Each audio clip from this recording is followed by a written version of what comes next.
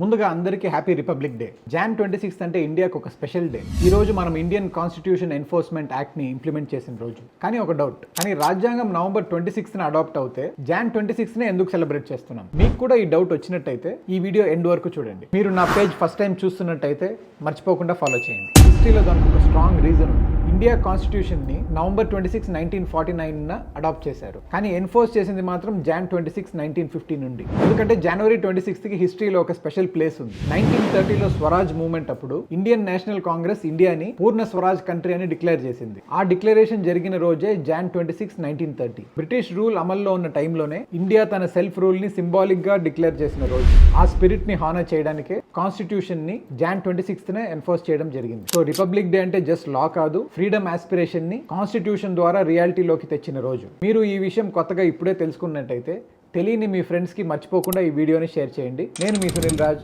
Signing off.